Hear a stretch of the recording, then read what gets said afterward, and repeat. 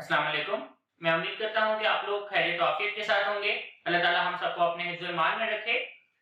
आज हम लोग 10th क्लास बायोलॉजी के सेकंड लेक्चर को डिस्कस करने जा रहे हैं और हमारा जो आज का लेक्चर होगा वो है gaseous exchange in humans. Humans में गैसियस एक्सचेंज, इसके अंदर हम इसका पहला पार्ट अभी डिस्कस करेंगे और इसका जो पहला पार्ट होगा वो है द एयर पासेज वे। ये टॉपिक शॉर्ट कैटेगरी के लिहाज से, एमसीक्यूज के लिहाज से और लॉन्ग कैटेगरी के लिहाज से भी इंपॉर्टेंट है। तो आइए पहले हम स्टार्ट करते हैं द एयर पासेज वे से। द एयर पासेज वे, ये आपको टॉपिक जो आपका गैसियस एक्सचेंज इन ह्यूमन है बिल्कुल उस हेडिंग के नीचे मिल जाएगा, पेज के ऊपर स्टार्टिंग में ही। ठीक है, the air passageway. The air passageway में हम पहले देखेंगे कि किस तरह से एयर जो है वो हमारे लंग्स तक जाएगी, फिर हम देखेंगे कि वो एक्सचेंज कैसे होती है। तो पहले हमें द एयर पासेज वे को समझना होगा। द एयर पासेज वे ये दरअसल वो वे है जिसके जरिए एयर बाहर से एनवायरनमेंट से आपके लंग्स में एंटर होगी और फिर आपके लंग्स से वापस एनवायरनमेंट की तरफ चली जाती है। अब इस पर्पस के लिए वो जो भी वे बॉडी में इख्तियार करेगी हम उसे द एयर पासेज वे कहेंगे। इसके अंदर डिफरेंट ऑर्गन्स हैं जो कि अपना रोल प्ले करेंगे, ठीक है, जो इसके वे में आते हैं, जिसको हमने वन बाय वन डिस्कस करना होगा। जैसे कि नेजल कैविटी से इसका हम स्टार्ट करेंगे, उसके बाद फेरिंक्स, फिर लेरिंक्स, ट्रेकिया, ब्रोंकाई, एल्वियोलाई, ये सारी चीजें आज हम लोग यहाँ पे वन बाय वन डिस्कस करेंगे। तो इसमें सबसे पहले नेजल कैविटी को हम समझते हैं। नेजल कैविटी ये आपको द एयर पासेज वे से नेक्स्ट पैराग्राफ के अंदर इसका क्वेश्चन मिल जाएगा। ये टॉपिक जो है नेजल कैविटी, ये शॉर्ट कैटेगरी के लिहाज से इंपॉर्टेंट है। यहाँ पर दो तरह के शॉर्ट क्वेश्चन वो बनाता है, एक व्हाट इज नेजल कैविटी और सेकंड वन कि what is the function of nasal cavity. Nasal cavity का फंक्शन क्या होता है। तो सबसे पहले हम नेजल कैविटी को समझते हैं कि नेजल कैविटी है क्या। एक्चुअली जो नोज है, ठीक है, ये अंदर की तरफ एक कैविटी में ओपन होता है जिसे हम नेजल कैविटी कंसीडर करेंगे। इस कैविटी में हमें कुछ ओपनिंग्स मिलती हैं जो बाहर की तरफ एनवायरनमेंट के साथ कांटेक्ट में आती हैं। These openings are called nostrils, हम इन्हें नॉस्ट्रिल्स कहते हैं। और अंदर की तरफ भी नेजल कैविटी एक ओपनिंग बनाती है जिसके थ्रू वो एयर आगे लंग्स की तरफ मूव करेगी, वो भी नॉस्ट्रिल्स कहलाते हैं, लेकिन हम उन्हें इंटरनल नॉस्ट्रिल्स कहते हैं। यानी जो बाहर से हमें नजर आते हैं, नोज के अंदर जो हमें पोर्स नजर आते हैं वो नॉस्ट्रिल्स कहलाते हैं, they are called external nostrils. और जो अंदर की तरफ मौजूद हैं हम उन्हें इंटरनल नॉस्ट्रिल्स कहते हैं। अब जो नेजल कैविटी है इसका फंक्शन क्या होगा। इसका जो फंक्शन है नेजल कैविटी का, वो आपको बिल्कुल नेजल कैविटी की जो टू लाइंस हैं जहां पर नेजल कैविटी का पॉइंट स्टार्ट हो रहा है और मेन हेडिंग भी इसकी यही बनेगी, उसके बिल्कुल नीचे आपको इसका फंक्शन मिल जाएगा जिसमें म्यूकस और हेयर का उसने डिस्कशन की हुई है। और यहाँ पर ये शॉर्ट क्वेश्चन भी है कि what is the function of mucus and hair in nasal cavity. तो यहाँ से आप इसको देख सकते हैं स्क्रीन के ऊपर, ये आपका आंसर भी होगा, ठीक है, तो आपने इसको यहाँ से मार्क कर लेना है। तो आइए समझते हैं इसका फंक्शन क्या होता है।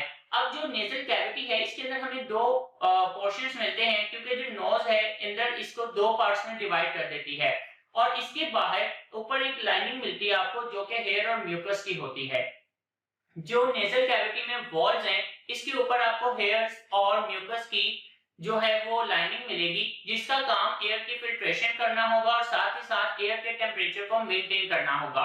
यानी जब हम एयर को इनहेल करते हैं तो डेफिनेटली वो एयर फिल्टर नहीं होती, उसमें जर्म्स होते हैं, इसके अलावा उसमें माइक्रो ऑर्गेनिजम्स होंगे, डस्ट पार्टिकल्स होंगे, तो उनको फिल्टर करना वो इस स्मॉल हेयर्स का काम होता है जिन्हें हम सीलिया कहेंगे, जो आपकी नेजल कैविटी में मौजूद होते हैं। तो वो डस्ट पार्टिकल्स को यहीं पर रोक लेती है। इसके अलावा इसके अंदर जो म्यूकस होगा, इस म्यूकस का फंक्शन ये होता है कि ये जर्म्स को वहीं पर ट्रैप कर लेता है, जर्म्स को आगे नहीं जाने देता। इसके अलावा ये जब आप एयर इनहेल करते हैं तो उसका टेम्परेचर आपकी बॉडी के इक्वल नहीं होता, या तो ये उस एयर को मॉइस्ट करता है या फिर उसे वार्म अप करेगा ताकि उसका जो टेम्परेचर है वो आपकी बॉडी के टेम्परेचर के इक्वल आ जाए।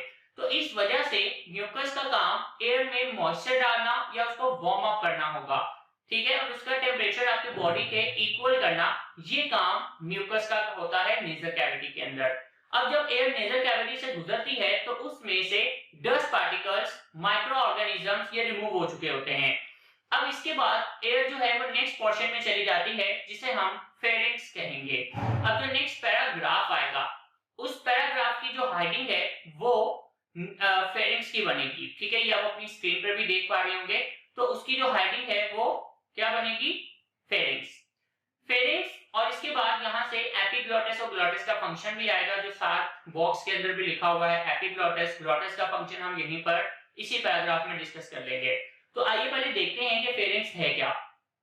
जो नेजल कैविटी है ये आगे मजीद ओपन होती है इंटरनल नॉस्ट्रिल्स की मदद से, और एयर जो है वो फेरिंग्स में एंटर हो जाती है।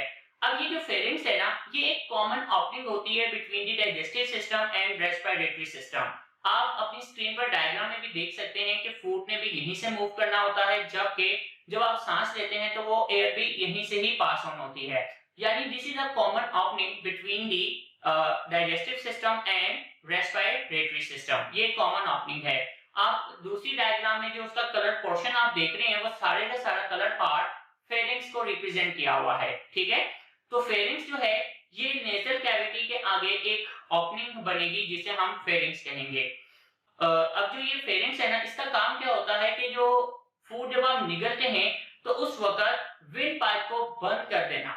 ठीक है, और आपका जो फूड है वो सिर्फ एसोफेगस की तरफ मूव करे। अब इस काम के लिए इसमें ग्लॉटिस और एपिग्लॉटिस जो है वो भी हेल्प करेंगे।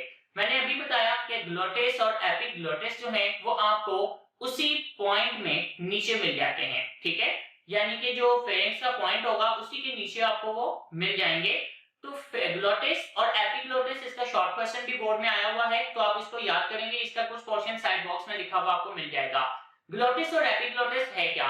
ग्लॉटिस हम कहते हैं कि ये एक नैरो ओपनिंग होती है जो कि फेरिंग्स के करीब मौजूद होती है और ये आगे लेरिंग्स को लीड करेगी।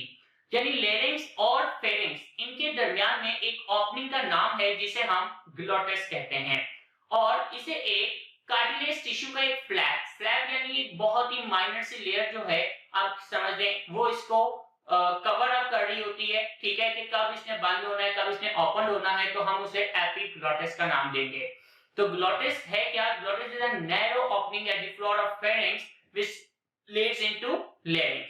जबकि ग्लॉटिस क्या है? ग्लॉटिस जो है it is guarded by a flap of tissue called epiglottis. कि जो ग्लॉटिस होगा उसे एक टिश्यू का एक छोटा सा फ्लैप, एक लेयर उसको कवर अप करेगी जिसे हम एपिग्लॉटिस कहेंगे। जैसे आप अपनी डायग्राम में पिक्चर में भी देख सकते हैं। इसका काम ये होता है कि जब हम लोग फूड को निगलते हैं तो उस वक्त ये विंड पाइप को बंद कर देगा, जिसकी मूवमेंट आप यहाँ अपनी पिक्चर में भी देख सकते हैं कि जब आप फूड को निगलने वाले हैं तो उससे पहले फूड अभी आपकी ओरल कैविटी में मौजूद है, और जो एयर है ठीक है वो आपकी यानी कह लें कि लेरिंग्स की तरफ मूव कर रही है। दूसरी डायग्राम के अंदर जब आप फूड को निगलने लगते हैं तो आपके इंटरनल नॉस्ट्रिल्स को बंद कर दिया जाता है ताकि सांस लेने का प्रोसेस उस मोमेंट में रुक जाए। दूसरी तरफ जो फूड है वो ग्लॉटिस को नीचे की तरफ एपिग्लॉटिस को नीचे की तरफ पुश कर रही है, जिससे क्या होगा कि वो ग्लॉटिस को बंद कर देगा ताकि जो फूड है उसका कोई भी पार्टिकल वो लेरिंग्स में एंटर ना हो। और जैसे ही फूड एसोफेगस की तरफ मूव कर जाती है तो वो फिर से ओपन हो जाता है और एयर की जो वे है वो क्लियर हो जाता है। ये आप अपनी एनिमेटेड वीडियोस में भी साथ आपको नजर आ रही होगी, उसमें आप इसको क्लियरली इस प्रोसेस को देख पा रहे होंगे कि किस तरह से ग्लॉटिस और एपिग्लॉटिस जो है वो फूड को विंड पाइप में जाने से रोकते हैं। अब इसके बाद जो इसका नेक्स्ट पोर्शन है उसका नाम है लेरिंग्स। अब लेरिंग्स जो है वो आपको नेक्स्ट पेज के ऊपर जो टॉप पैराग्राफ नजर आ रहा होगा वो लेरिंग्स का है। यहां से एक इंपॉर्टेंट शॉर्ट क्वेश्चन जो प्रोड्यूस होता है वो क्या है? इसमें से जो इंपॉर्टेंट शॉर्ट क्वेश्चन है इसका नाम है वॉइस बॉक्स। ठीक है, यहाँ पे शॉर्ट क्वेश्चन आता है व्हाट इज वॉइस बॉक्स। ठीक है, ये why larynx is considered as voice box या why larynx is called voice box, ये इसका शॉर्ट क्वेश्चन है जो यहाँ पर बनेगा। इसका आंसर आपको ये पूरा पैराग्राफ एज इट इज लिखना होगा इसके आंसर के अंदर। लेरिंग्स है क्या? हम इस लेरिंग्स को पहले समझ लेते हैं। लेरिंग्स जो है ना ये कार्टिलेज का बना हुआ एक बॉक्स होगा जो बिल्कुल फेरिंग्स के आगे आता है। ठीक है, यानी फेरिंग्स के बाद जो नेक्स्ट पार्ट आ रहा है इसका नाम है लेरिंग्स। लेरिंग्स जो है इसे हम वॉइस बॉक्स कंसीडर करेंगे, और इसे वॉइस बॉक्स को कंसीडर क्यों करेंगे, इसकी क्या वजह होगी? इसकी जो मेन वजह है वो ये है क्योंकि लेरिंग्स के दरमियान में हमें कुछ कार्टिलेज के बने हुए दो स्ट्रेच्ड फाइब्रस बैंड मिल जाते हैं, और जब एयर इनके ऊपर से गुजरती है, मूवमेंट होती है एयर की, तो यही फाइब्रस बैंड्स जिन्हें हम वोकल कॉर्ड्स कहेंगे, ये वोकल कॉर्ड्स वाइब्रेट करते हैं।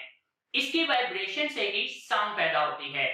ठीक है, ये आप फिजिक्स में भी पढ़ेंगे इस चीज को कि जब कोई बॉडी सरफेस वाइब्रेट करती है तो उसकी वाइब्रेशन से साउंड प्रोड्यूस होती है। तो इसी तरह जब एयर इन स्ट्रेच जो कार्टिलेज बैंड्स हैं इनके ऊपर से जब गुजरती है तो ये वोकल कॉर्ड्स मूव करेंगे, जिससे इनमें वाइब्रेशन होगी और इनकी वाइब्रेशन से साउंड पैदा होगी। तो जो हम बोल पाते हैं वो इन्हीं की वाइब्रेशन की वजह से होता है। इसी वजह से हम इसे वॉइस बॉक्स कहते हैं, क्योंकि हमारा जो बोलना होगा, ठीक है, वो जो साउंड है वो यहीं से प्रोड्यूस हो रही होती है। तो that's why larynx is also called a voice box. ठीक है, ये आप अपनी डायग्राम अपनी पिक्चर स्क्रीन के ऊपर भी देख पा रहे होंगे पिक्चर में कि किस तरह से दो वोकल कॉर्ड्स आपको नजर आ रही हैं। यही वोकल कॉर्ड्स जब वाइब्रेट करेंगे तो साउंड को प्रोड्यूस करते हैं। अब इसके बाद जो नेक्स्ट पार्ट आता है लैरिंक्स के बाद, वो है ट्रेकिया।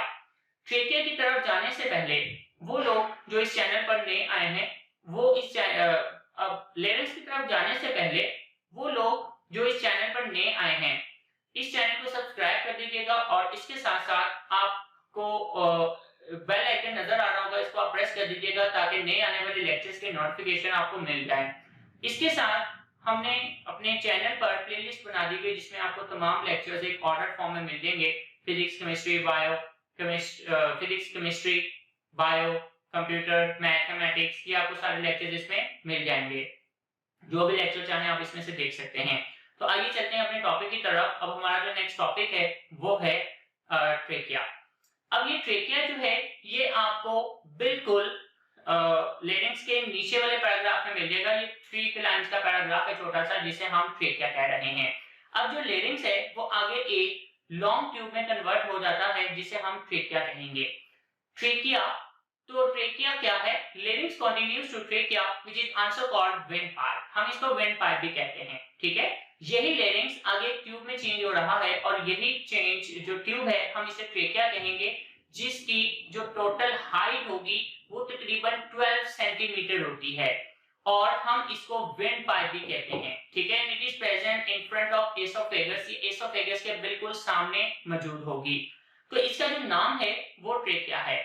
आपको इस ट्रेकिया में कुछ सी अल्फाबेट जैसे इनकम्प्लीट कार्टिलेजिनस रिंग्स मिल जाते हैं, जिसका काम ये होता है कि इस ट्रेकिया को फ्लेक्सिबल बनाना और इसको ओपन रखना, क्योंकि ये विंड पाइप है, सांस लेने की नाली है। ठीक है, तो इस विंड पाइप की मदद से ही आप प्रॉपर्ली सांस लेंगे। अगर ये किसी भी वजह से बंद होना शुरू हो जाए या कोलैप्स हो जाए तो उस वक्त डेथ भी हो जाती है। तो इस पर्पस के लिए अल्लाह ताला ने इसमें खासियत रखी हुई है कि इसमें कुछ सी अल्फाबेट जैसे इनकम्प्लीट कार्टिलेजिनस रिंग्स होते हैं। ये इनकम्प्लीट कार्टिलेजिनस जो रिंग्स हैं ये इसको हमेशा ओपन रखते हैं, इसको पिछड़ने नहीं देते। ठीक है, इसको कोलैप्स नहीं होने देते। तो ये इसका फंक्शन है। ये आपको आपकी स्क्रीन के ऊपर भी नजर आ जाएगा, एक छोटा सा रेक्टेंगल जिसे आप देख रहे होंगे रेड कलर का, ये actually in C alphabet incomplete cartilaginous rings को शो कर रहा है, जिसका काम विंड पाइप को ओपन रखना और इसे डैमेज होने से बचाना होता है।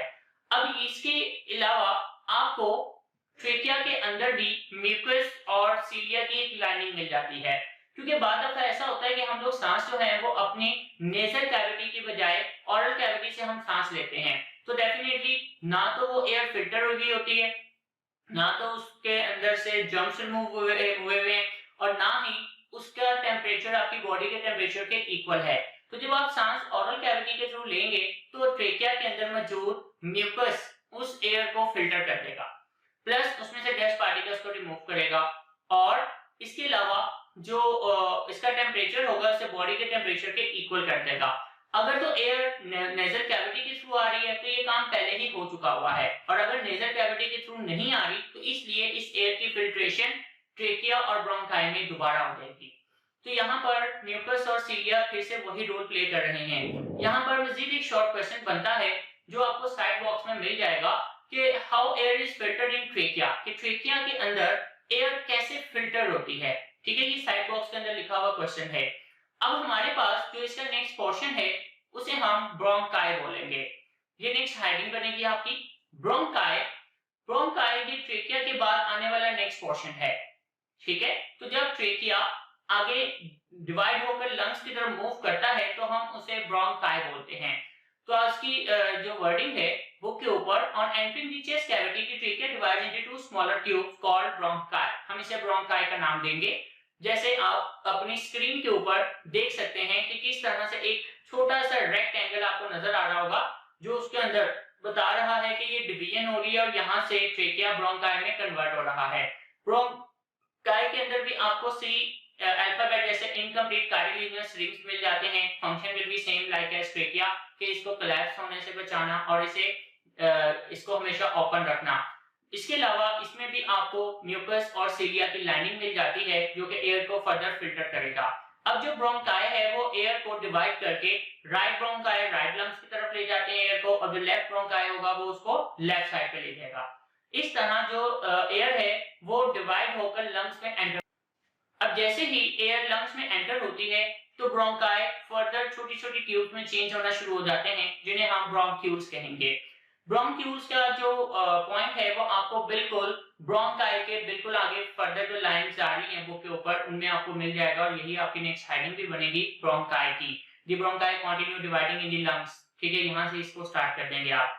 तो ब्रोंकाई जो है ये अब कैसे बन रहे हैं कि जो आपके पास ब्रोंकाई है, ठीक है, ब्रोंकाई जब फर्दर डिवाइड होता है तो it will make some smaller tubes, these tubes are known as bronchioles, हम उन्हें bronchioles कहते हैं। अब जब ये ब्रोंक्यूल्स में चेंज होता है ना तो इसमें से इनकम्प्लीट कार्टिलेजिनस रिंग जो है एक तो वो खत्म हो जाते हैं और ये बिल्कुल क्लियर हो जाती हैं ट्यूब्स, और इस वजह से हम इन्हें एल्वियोलर डक्ट भी कहते हैं। अब इसकी जो वर्डिंग है वो क्या है, the bronchi continue dividing in the lungs until they make a several fine tubes called bronchioles, ठीक है, कि जो ब्रोंकाई है वो डिवाइड हो रहा है और बहुत ही फाइन ट्यूब्स में चेंज हो जाता है जिन्हें हम ब्रोंक्यूल्स कहेंगे। The bronchioles progressively lose the cartilages as they become narrow, ठीक है, तो ये कार्टिलेज को लूज कर देगा और नंबर 2 ये ब्रीक से ब्रीक होता चला जाएगा। The bronchioles end as a fine tubes called alveolar duct, जिसे आप अपनी स्क्रीन के ऊपर भी देख पा रहे होंगे, ठीक है। तो ये alveolar duct जो है वो फाइनली ब्रोंकाई से ब्रोंक्यूल्स बनती हैं। ब्रोंक्यूल्स जब ये कार्टिलेजिनस रिंग्स को लूज कर देंगे बहुत ही ब्रीक हो जाती हैं तब हम इन्हें एल्वियोलर डक्ट कहते हैं। अब एल्वियोलर डक्ट के बाद हमारे पास जो इसका लास्ट पोर्शन है वो है एल्वियोलाई का। एल्वियोलाई, ठीक है, ये आपके पास अब इसका लास्ट पॉइंट बनेगा, इसकी लास्ट हेडिंग बनेगी और इसके अंदर हम पढ़ेंगे कि गैसेस एक्सचेंज भी कैसे होती है। तो एल्वियोलाई आप अपनी बुक के ऊपर देख पा रहे होंगे, ठीक है, कि किस तरह से ये आपका पॉइंट मौजूद है और कहां पे है। इसको आप स्टार्ट करेंगे each alveolar duct open into a cluster of pouches called alveoli, यहां से ये स्टार्ट होगा पॉइंट। आइए इसको समझते हैं एल्वियोलाई है क्या।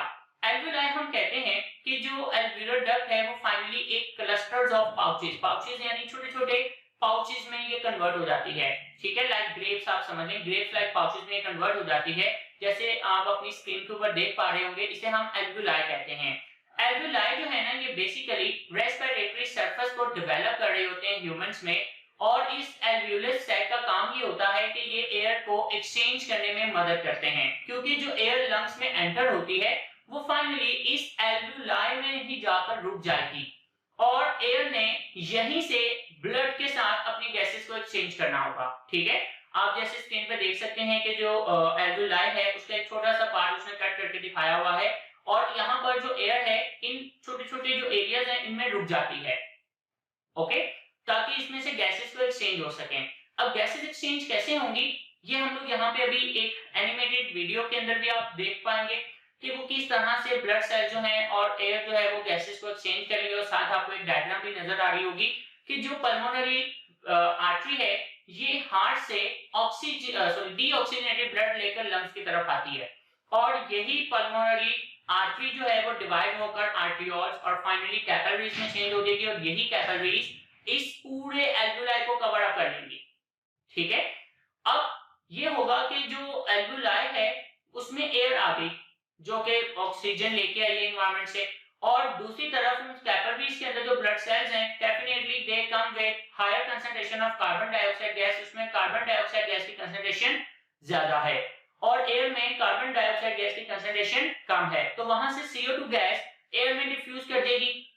Similarly oxygen concentration will be high in air जबकि ब्लड सेल्स के अंदर उसकी जो कंसंट्रेशन है ऑक्सीजन की वो कम है, तो डेफिनेटली जो ऑक्सीजन है it will diffuse to red blood cells, red blood cells की तरफ मूव कर जाएगी, जिसे आप अपनी पिक्चर के अंदर भी देख पा रहे होंगे कि जो ऑक्सीजनेटेड ब्लड है उसका कलर थोड़ा सा चेंज हो चुका है, और साथ एनिमेटेड वीडियो में भी आप देख पा रहे होंगे कि जो ब्लड सेल्स हैं जिनको ऑक्सीजन मिल चुकी है उनका कलर चेंज हो चुका है।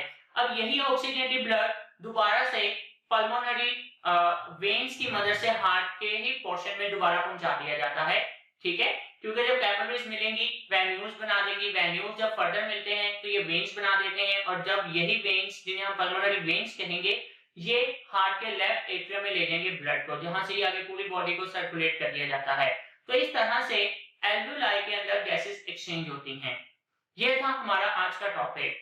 मैं उम्मीद करता हूं कि आपको ये टॉपिक समझ आ गया होगा, ठीक है। इसमें अगर किसी तरह की कोई कंफ्यूजन आती है या कोई डिफिकल्टी आती है तो आप कमेंट्स के अंदर इसको पूछ सकते हैं मेरे से, और इसके अलावा हमारे इस चैनल को सब्सक्राइब कर दीजिएगा, बेल आइकन को भी प्रेस कर दीजिएगा ताकि आपको नए आने वाले लेक्चर्स की नोटिफिकेशन भी मिल जाए। मुझे इजाजत दें, अल्लाह हाफ़िज़।